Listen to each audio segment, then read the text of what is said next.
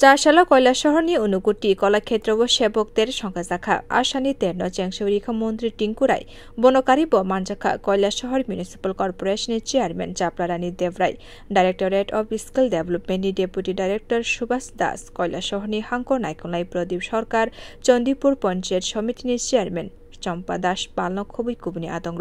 আসানি সেবকদের গোबांमा सिख्ला सिख्ली रक phi मानजाखा skill डेभेलपमेन्टनि बिसिंतै मागना training दिनानि बागै नाहारि दंग हास्ते हापां होनि शाखा मन्त्री टिंकु राय কিন্তু আপনি তাকে জিজ্ঞাসা করুন আপনি কি জানেন আপনি কি কাজ শিখেছেন বলবে আমি কিছু জানি না এই যে স্কিল না জানা আমাদের মধ্যে কোনো কিছু দক্ষতা না থাকা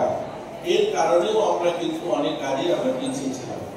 2014 সালের পর মাননীয় নরেন্দ্র মোদীজি যখন সরকারের ক্ষমতায় আসেন তারপর থেকে স্কিলে জোর দেওয়া বলা হলো যে প্রত্যেকটা মানুষকে আমাদের কিছু শিখতে হবে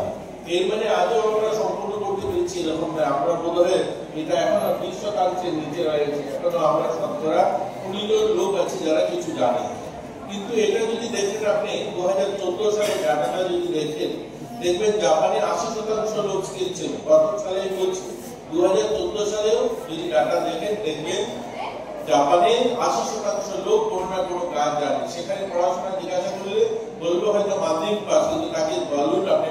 গাড়ি চালাতে জানেন বলবে আমি জানি বলবেন আর টিভি সারতে জানেন বলে আমি জানি আপনি কিছু বানাতে জানেন আমি জানি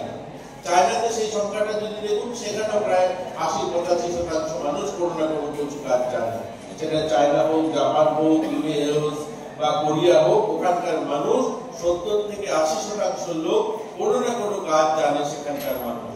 আমাদের সেই পার্সেন্টেজটা কত ছিল আমরা 2 থেকে 3% লোক আমরা শতকরা কোনো কাজ জানি এর জন্য প্রধানমন্ত্রী বলছেন যে আমাদের প্রত্যেকটা মানুষকে স্কিল করতে হবে তার জন্য প্রধানমন্ত্রী এই স্কিল ইন্ডিয়া নামক অনেকগুলো পণ্ডিত দীনদয়াল কৌশল বিকাশ যোজনা শুরু করা হয়েছে গ্রামীণ এলাকাতে শহরি এলাকার জন্য স্কিল ডেভেলপমেন্ট শুরু করা হয়েছে বিভিন্ন স্তরে এই স্কিলকে জোর দেওয়া হয়েছে আশালা দালবিদাল স্টল রকন গুরিউই নাইখা মন্ত্রী টিঙ্কু রায়তি কুবনি নগরাই রক বিউ রিপোর্ট কখরাং